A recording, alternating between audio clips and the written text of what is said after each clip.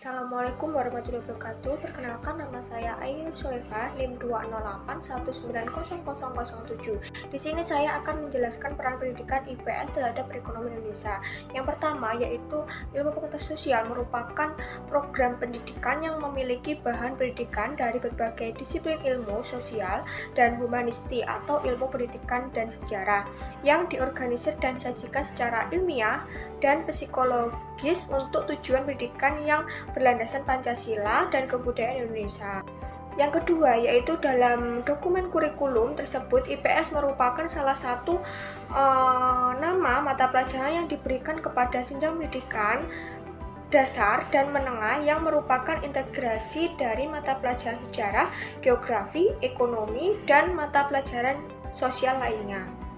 Yang ketiga yaitu IPS juga dapat diartikan sebagai suatu fusi atau perpaduan dari sejumlah mata pelajaran sosial, sehingga dalam mata pelajaran IPS tersebut menggunakan bagian-bagian tertentu dari ilmu-ilmu sosial. Keempat yaitu penelaan ekonomi yang berhadapan yaitu tidak terbatasnya jenis dan jumlah kebutuhan manusia dan adanya kelangkaan alat-alat pemenuh kebutuhan atau sumber-sumber produktif karena kebutuhan manusia yang tidak terbatas, sedangkan sumber-sumber yang dapat digunakan untuk memenuhi kebutuhan terbatas dan mempunyai penggunaan yang alternatif. Manusia harus melakukan tindakan ekonomi yaitu melakukan pemilihan dari berbagai penggunaan sumber-sumber yang ada.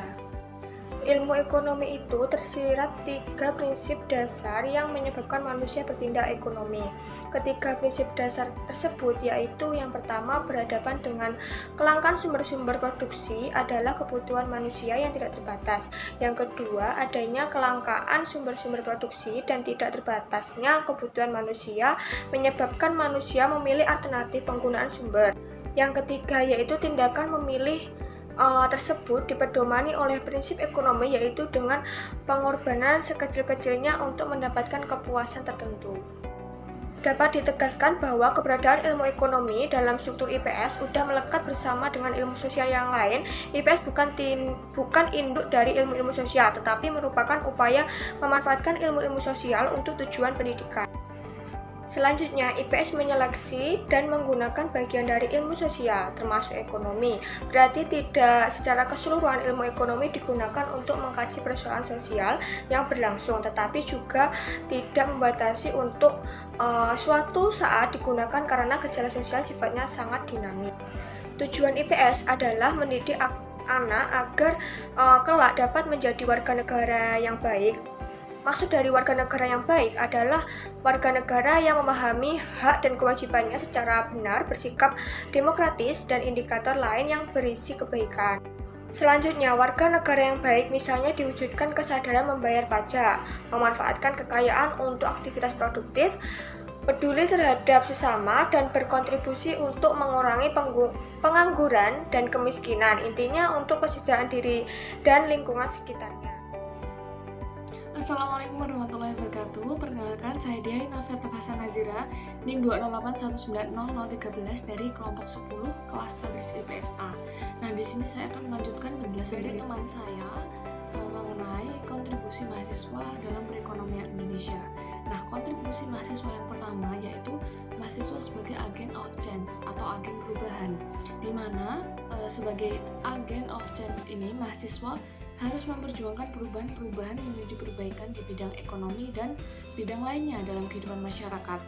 Nah, perlu diingat bahwa masyarakat ini ada yang berada pada strata sosial bawah, yang pada umumnya masih merupakan masyarakat yang tidak terdidik. Kemiskinan yang telah mengepung kehidupan mereka menjadikan mereka ini terpuruk dalam berbagai permasalahan sosial dan ekonomi, seperti rendahnya pendidikan, kekerasan dalam rumah tangga, kurangnya pengawasan orang tua terhadap anak, sehingga anak dan remaja ini terjumus ke dalam seks bebas dan narkoba serta berbagai tindak kriminal lainnya. Nah, disinilah peran mahasiswa milenial ini dibutuhkan, yang mana mereka ini diharapkan menjadi agen of change atau agen perubahan yang akan dipersiapkan untuk menghadapi berbagai macam jenis permasalahan seiring dengan berkembang pesatnya suatu iptek pada suatu negara, apalagi negara di Indonesia. Nah, mahasiswa di sini tidak hanya sekedar memikirkan kepentingan dari akademisnya saja, melainkan arti dan kualitas hidup pribadi yang mampu mengabdi kepada masyarakat, mampu melihat permasalahan-permasalahan yang ada di sekitar, serta menjadi bagian penentu dalam kehidupan bermasyarakat dan bernegara. Lalu yang kedua yaitu mahasiswa sebagai agent of control. Nah, mahasiswa ini dikatakan sebagai agent of control atau agen sosial kontrol, artinya dalam hubungan pemerintah dan mahasiswa. Mahasiswa ini bertindak sebagai pengawas serta partisipasi dalam membahas segala sesuatu yang termasuk pengambilan keputusan terkait kebijakan ekonomi oleh pemerintah beserta berbagai macam keputusan yang telah diambil sebelumnya. Jadi mahasiswa itu hanya mengkritik pemerintah mengenai atau berkaitan dengan bidang politik saja, tetapi bidang lain yang itu sekiranya tidak sesuai dengan apa yang seharusnya diimplementasikan pada masyarakat. Nah, sehingga kebijakan yang telah diambil ataupun diterapkan nantinya akan mampu berfungsi dan dijalankan dengan baik serta sesuai dengan semestinya sehingga seluruh pihak tidak ada yang dirugikan. Kemudian yang ketiga, mahasiswa ini sebagai iron stock. Mahasiswa di sini diharapkan mampu menjadi garda depan atau penggerak perubahan yang tidak hanya dari segi fisik tetapi juga kemampuan intelektualnya yang memiliki kemampuan berpikir secara cepat, mengambil tindakan secara tepat, dan memilih keputusan yang mampu dipertanggungjawabkan.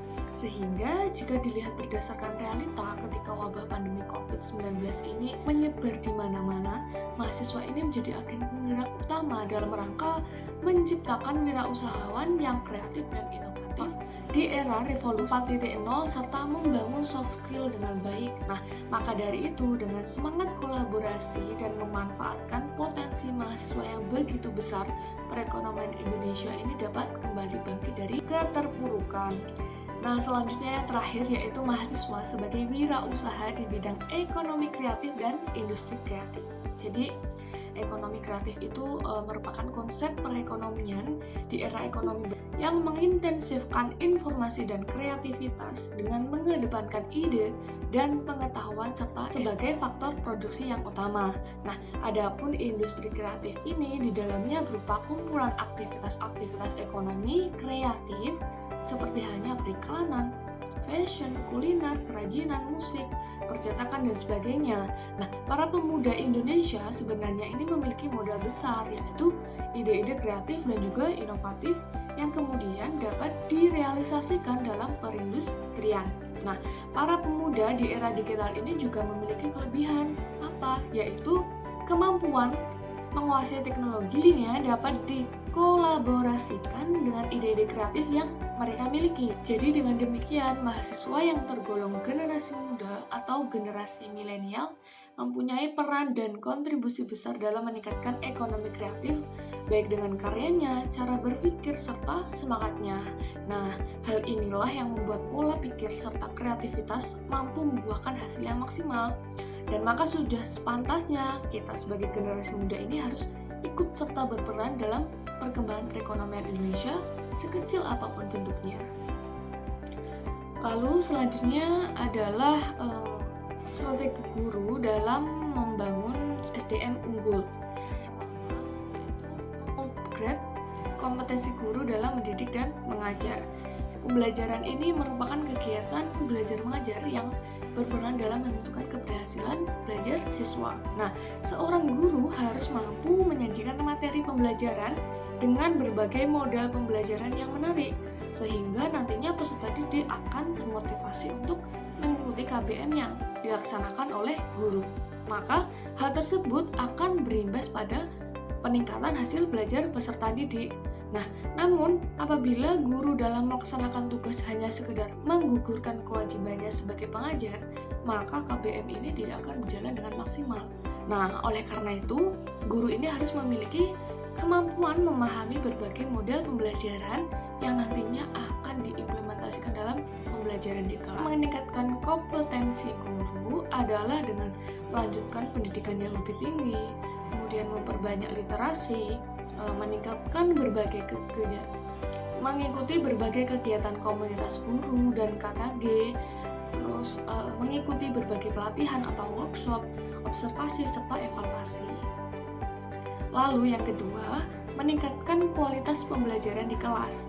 Nah, dalam rangka meningkatkan kualitas pembelajaran, aktivitas guru ini masih menjadi kunci utamanya. Nah, nantinya bagaimana cara yang mengajar ini akan lebih jauh efektif daripada apa yang diajarkan. Oleh karenanya, model dan strategi pembelajaran yang berpusat pada siswa atau biasa disebut student center senantiasa terus diupayakan dan dikembangkan guna seoptimal mungkin melibatkan peran dan memberdayakan murid dalam pembelajaran. Nah, selain itu juga ada model PBL atau Problem Based Learning yang menggunakan masalah kontekstual sebagai titik tolak pembelajaran yang dapat diintegrasikan untuk menyelesaikan persoalan dan persaingan di dunia nyata. Di samping itu, sebagai sosok figur pendidik, guru ini juga perlu memastikan bahwa perkembangan prestasi akademik ini perlu dibarengi secara seimbang dengan bertumbuh dan berkembangnya karakter unggul, integritas, dan sebagainya dalam diri siswa. Nah, mengingat fungsi guru adalah menyiapkan masa depan anak, maka hal tersebut ini sesuai dengan pendapat Robert Hubbard bahwa tujuan akhir dari mengajar dan mendidik murid adalah untuk nantinya dapat membuatnya bisa maju tanpa gurunya. Nah, kurang lebih seperti itu. Kemudian yang ketiga adalah mereview dan mengembangkan kurikulum berbasis kompetensi dan karakter. Ini sangat penting dalam rangka mencetak SDM unggul. Nah, apa alasannya? Karena kurikulum adalah pilar penting dalam pendidikan. Oleh karena itu, lembaga pendidikan pun apabila ingin menyiapkan SDM unggul, maka harus berani mereview dan mengevaluasi ulang kurikulum pendidikan dan pengajarannya.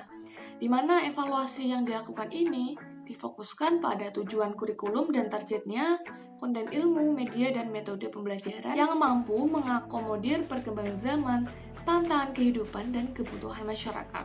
Sehingga pengembangan kurikulum ini merupakan sebuah kegiatan yang dibutuhkan oleh sebuah lembaga pendidikan. Maka dari itu, kualitas kurikulum dengan kualitas siswanya tidak dapat dipisahkan.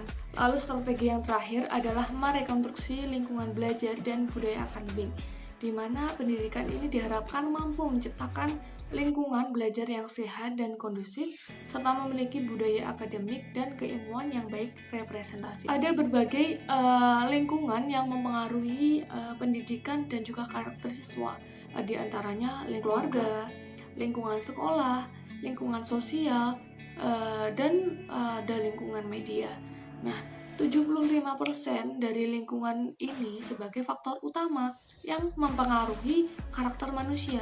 Adapun yang 25% ini bisa berupa pengetahuan dan lainnya. Kenapa sih penting sekali merekonstruksi lingkungan belajar dan budaya akademik ini? Karena tidak mudah membangun SDM unggul yang kompetitif dan berkarakter positif apabila tidak tercipta lingkungan dan budaya belajar serta keilmuan dalam sebuah lembaga pendidikan yang baik. Nah, ditambah dengan pengaruh media sosial dan internet yang saat ini sangat luar biasa sekali perkembangannya, dapat dengan mudah membentuk pengetahuan dan karakter siswa, yang mana kita tidak bisa secara langsung menyaringnya. Nah, apabila kita tidak dapat menyaringnya secara baik, maka itu akan berimbas hal yang negatif kepada para remaja maupun para peserta didik. Memerlukan perhatian serius dari lembaga pendidikan, khususnya para guru. Bisa jadi kurikulum dan tenaga pendidikan yang semula sudah disiapkan dengan baik, namun ketika pengimplementasiannya lalai dalam menjaga lingkungan dan budaya belajar yang kondusif, maka imbasnya pada apa? Pada kegagalan pembangunan SDM unggul yang kompetitif dan berkarakter positif. Cukup sekian penjelasan dari saya. Apabila ada kurang lebihnya, saya mohon maaf. Akhiran, wassalamualaikum warahmatullahi wabarakatuh.